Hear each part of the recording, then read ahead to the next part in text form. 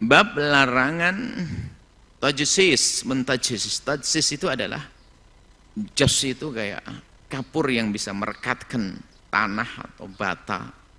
Kalau mungkin gampangnya di semen begitu deh. Dulu kan nggak ada semen, belum ada semen, adanya ya gamping kapur dicampur jadi menjadi kuat seperti semen. Namanya tajsis. Tajsisul qabri. Maka babun nahyi an tajsisil qabri wal bina'i, dan tidak boleh membangun di atasnya. Di sini ada perbedaan antara pensyarah hadis dari kaum mutaakhirin, orang akhir, dan orang-orang dulu secara umum. Kalau jumhur sabiqin, orang-orang dulu, dalam menjelaskan hadis ini adalah dengan hukum yang sangat jelas. Bunyi hadisnya dulu an Jabir, dari Sayyidina Jabir radhiyallahu taala anhu. Qala, beliau berkata, naha, telah melarang Rasulullah sallallahu alaihi wasallam, ayujassasal qabru wa yuq'ada alaihi wa ayyubna alaihi. Tiga.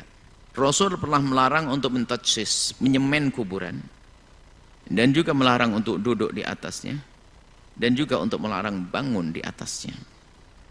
Hukum duduk di atasnya sudah disebutkan bahwasanya Imam Nawawi sendiri punya dua pendapat, dan jumhur mengatakan itu adalah hanya makruh saja. Maka hukum yang sebelumnya setelahnya juga kurang lebih. Di sini kan al-yuq'ad alaihi, menduduki, didahului oleh hukum mentajsis, tidak akhir dengan hukum membangun di atasnya. Lalu bagaimana hukum duduk sudah jelas, hukum mentajsis seperti apa, dan hukum membangun di atasnya seperti apa. Ini di sini terjadi banyak perdebatan. Bukan perdebatan sih, kalau perdebatan mencari kebenaran nggak ada masalah. Terjadi caci maki dan olok-olokan, perendahan. Sehingga semula yang ulama bisa berbeda pendapat di dalamnya menjadi seolah-olah itu pasti salah. Yaitu di saat melihat kuburan-kuburan. Ada orang yang betul-betul mengharamkan dan seolah nggak ada tawar sama sekali, mentajsis, menyemen, membuat nisan yang dari semen itu. Nisan itu bukan, nisan kan batu tandanya. Apa itu? Yang kuburnya dilingkari dengan bangunan, itu yang keras sekali mengatakan ini adalah haram, kemudian ini adalah bid'ah dan sebagainya. Baik, itu urusanmu. Tapi kita kembali kepada apa yang dikatakan para ulama. Apa kata ulama? Kan begitu. Ulama merinci dengan jelas. Pertama, ini kuburan wakaf atau kuburan tanah pribadi. Jika kuburan wakaf untuk kuburan, nggak boleh. Kalau ingin menyemennya itu haram. Karena itu nanti merepotkan bagi siapapun yang ingin mengubur lagi di tempat tersebut jika diperkirakan mayatnya sudah sirna, sudah hancur. Maka jika itu kuburan-kuburan wakaf untuk kuburan, ya nggak boleh. Tidak diperkenankan menyemen kuburan di atasnya. Nah ini adalah pendapat yang dijelaskan para ulama, haramnya karena adalah al-maqbarah al-musabbalah. Ini maqbarah yang diwakafkan untuk kuburan.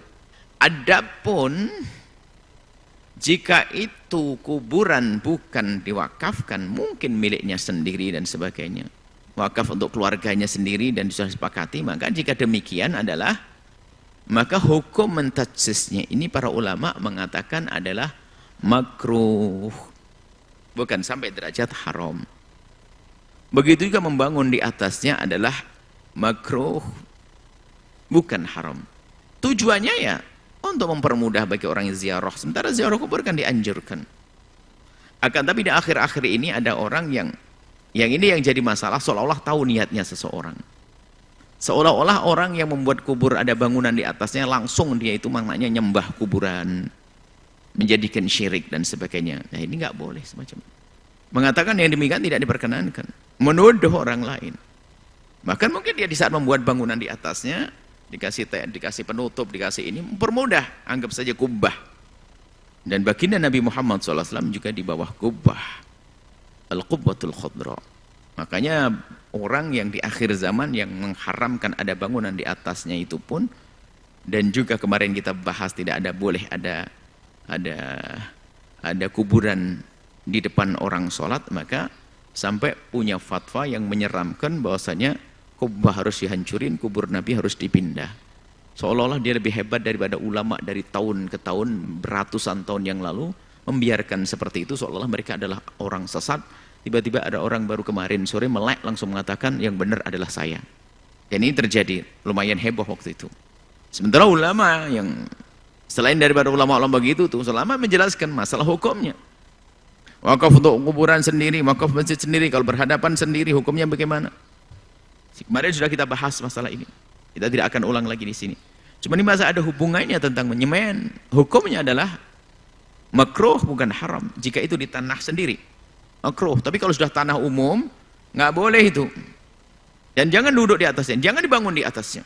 Ya, kalau pembangunannya adalah niatnya untuk yang salah ya misalnya, ada niatnya ada untuk sombong-sombongan, sehingga pakai hiasan yang macam-macam, sehingga seperti kuburannya orang yang bukan muslim. Kalau memang daripada biaya banyak untuk kubur, lebih baik disedekahkan, akan jadi rumah megah, rumah indah di dalam kubur, di alam barzah, bukan dalam kubur, di alam barzah.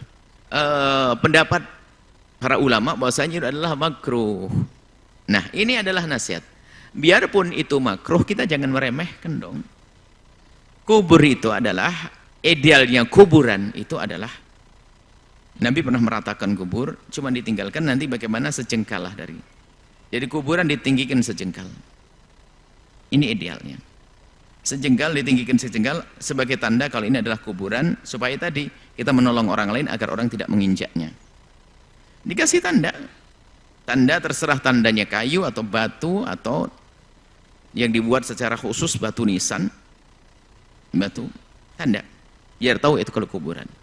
Kemudian agar terhindar dari kemakruhan ya nggak usah di semen.